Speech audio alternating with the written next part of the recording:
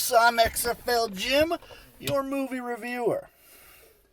The only movie reviewer who only reviews movies with Dwayne the Rock Johnson in them.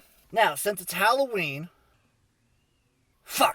Since Halloween was just recently, I thought I would review a spooky movie. And the spookiest movie I could think of that The Rock was in was Doom. Now, I watched this movie, and my first thought was, oh god, this movie's going to be stupid, it's going to be dumb, it's going to be real bad. And it was stupid, and it was dumb, but it was fantastic.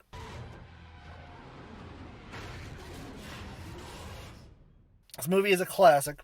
It's a piece of art that I think should live on in the Library of Congress.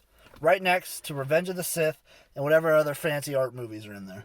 Before I dive into anything, let's just go through all the characters. Because this movie has so much... It's basically an allegory for the XFL. There's 8 Marines, each signifying an XFL team. That's the first connection to an allegory. We got Reaper. RRTS Special Ops Clearance verified. Handle ID, Reaper.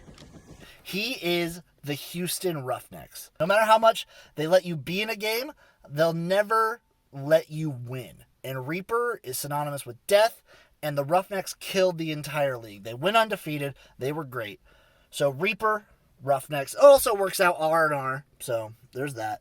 Then you have Sarge, the Rock. RRTS Special Ops Clearance verified. Handle ID, Sarge. Who I would say is probably the DC Defenders, because he sort of has like a really weird twist in the movie that I'll get into later.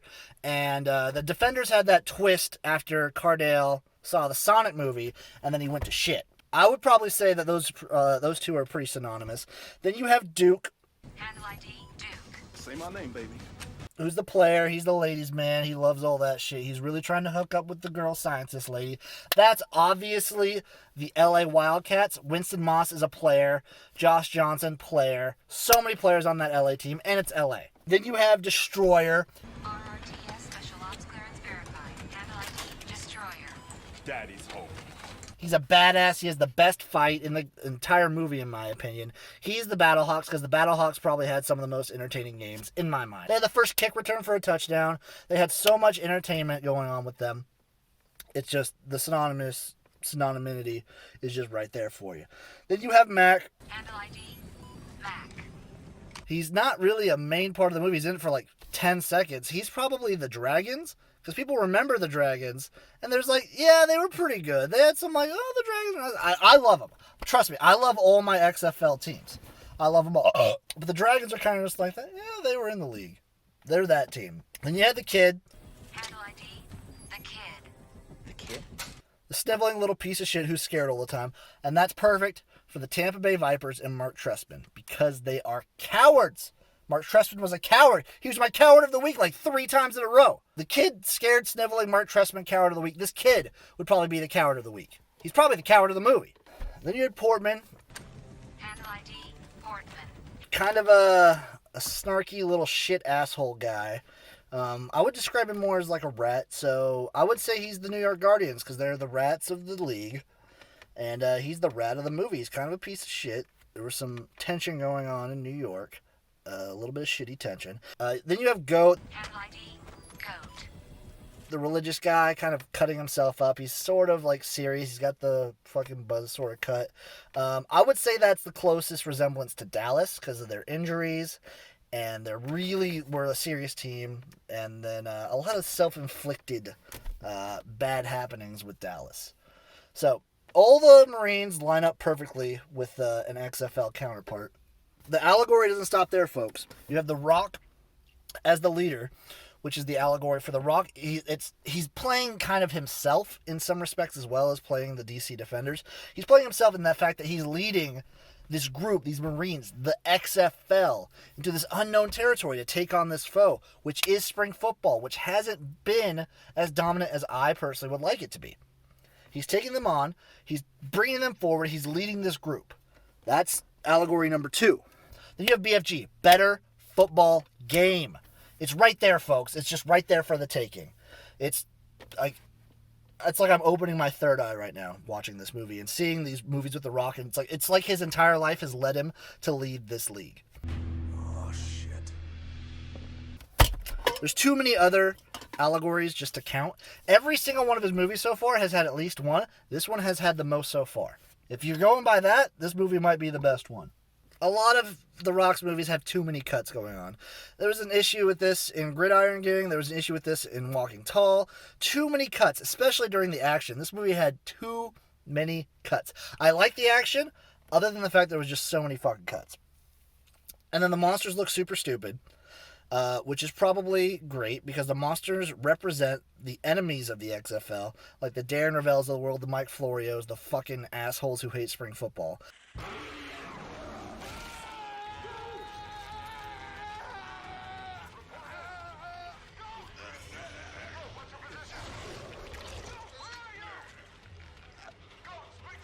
They're pieces of shit. These monsters are pieces of shit. And I love it when bad things happen to them.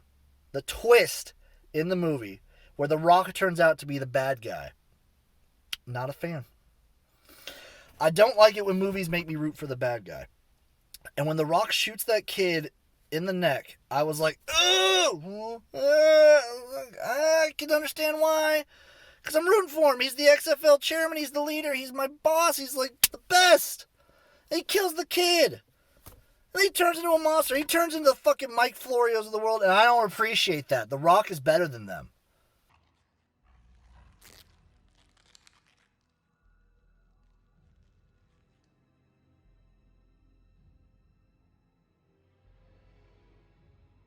Always has been, always will be. Now, let's go through the flow of this movie. So, the Marines, they get conscripted, go to this base on Dead Planet. The teleportation part is pretty cool. I haven't really seen it done that way in a lot of movies. That was interesting.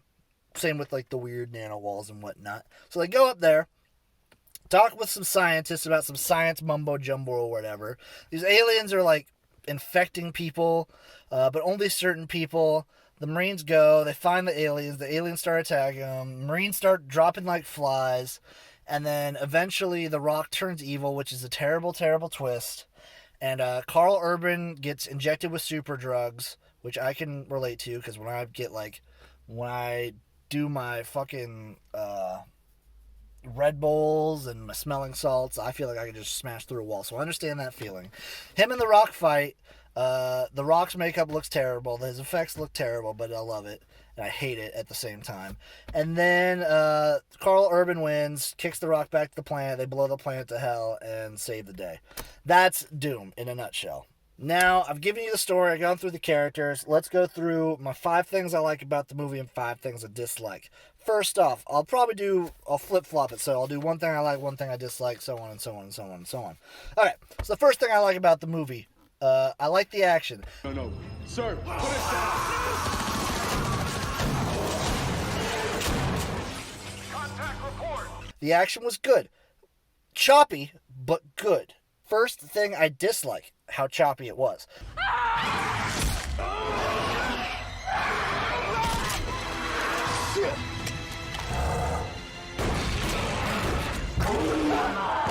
While the action itself was entertaining, I could tell that the actors were giving it their all. I could tell that the characters were really into the fights. Too choppy. I just can't respect fights like that. It's the camera. I'll blame the director. The Rock should have directed this movie, obviously. But he should probably direct every movie, so not much I can say about that. Second thing about Doom that I like. It has Dwayne the Rock Johnson in it. And any movie that has The Rock in it has my seal of approval right off the bat. I don't care how bad the movie is. If he's in it, I'll fucking watch it and I'll like it at least a little bit. Second thing I dislike. There's a lot of this movie that didn't have The Rock in it. There was a decent amount of movie where The Rock wasn't involved. Not a fan. It felt like Carl Urban was the main character. And that was kind of a trick. I thought the Rock was going to be the star of this. He's like at the front of the cover of this movie. And I don't appreciate that. That's like a double twist. I don't like being twisted around. I'm not playing fucking Twister here. Okay, Doom? Third thing I like about the movie, the first-person sequence was good. That's the best part about Carl Urban. He kills it in the first-person sequence. It felt like I was in a video game. It felt like how when I get like really, really, really high off of fumes, and I'm just like seeing the world through basically exactly like how Carl Urban sees that when he's on super drugs. So I could really relate to that sequence, and it was really fun and actiony to me. And I could kind of imagine, like, as I was saying earlier, the aliens and whatnot are like the Mike Florios and the Darren Rovels of the world, and it was very cathartic for me to watch him just destroy them like that.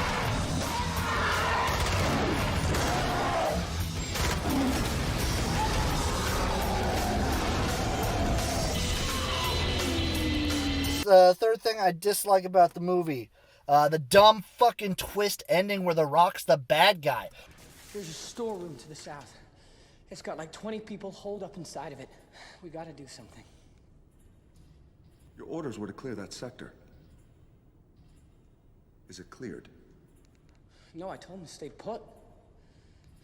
They're okay. They're just scared shitless. We kill them all. Let God sort them out. What the fuck was that shit?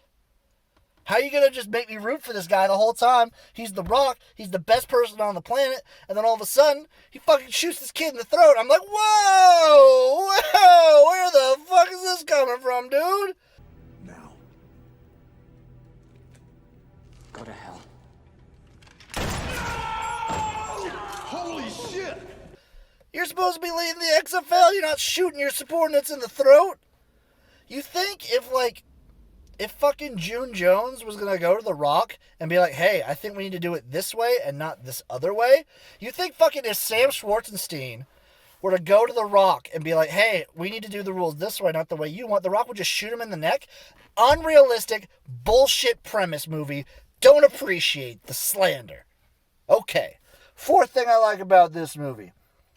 I loved Destroyer's fight with the monster.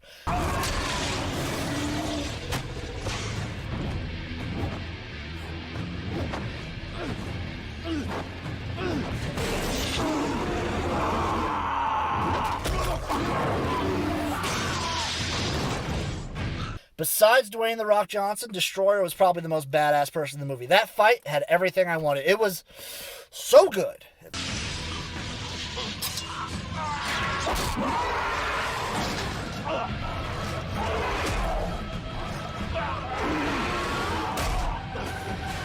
Destroyer, maybe aside from The Rock, my favorite character in the whole damn movie. He was great.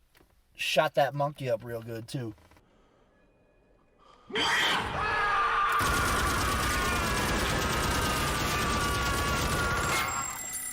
Fourth thing I hate about Doom. The effects and the makeup when The Rock was turning into one of those aliens things looked like shit. I'll just show you the shot I'm talking about and then you'll be able to see how fucking terrible it looks.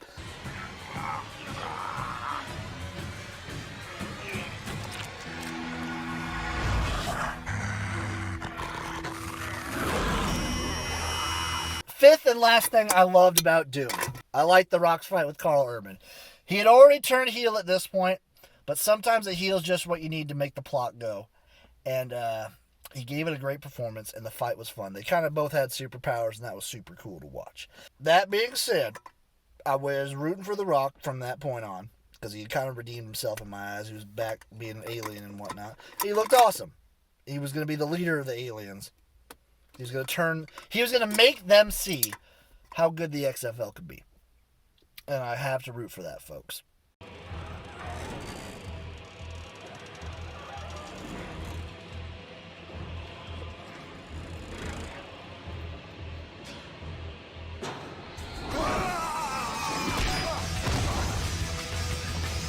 Now, finally, my least favorite point on this, it was that the sexual tension between Carl Urban and his sister in the movie was so fucking thick, I could cut it with a butter knife. Oh yeah, his sister, scientist girl, not important in the movie at all. But he obviously wants to fuck her, and it's very, very weird. Don't know why they chose to keep that in there. Director maybe should be looked at, but wanting to fuck your sister, Carl Urban, in this movie, weird. Overall, I would say Doom's a pretty great movie aside from the stupid plot twist. The Rock's great in it. Destroyer's great. That first-person sequence is fantastic. The camera work could have used a little bit more experience, maybe a little less choppiness going on there. But I like this movie. I think it should be in the Library of Congress. It's the allegories I'm seeing in these movies that like just relate it to the XFL and Dwayne's fucking like come up with it is just, it's blowing my mind every time I watch one of these movies, folks. It's like Illuminati shit, I swear to God. That being said, the XFL Jim rating for Doom is 13 Dwayne Johnsons out of 17. That's Doom. I'm XFL Jim. I'll see you guys next time. Don't know which movie I'm going to review next, but if it's it's got Dwayne Johnson in it, it's gonna be a good one. Over and out, XFL Jim.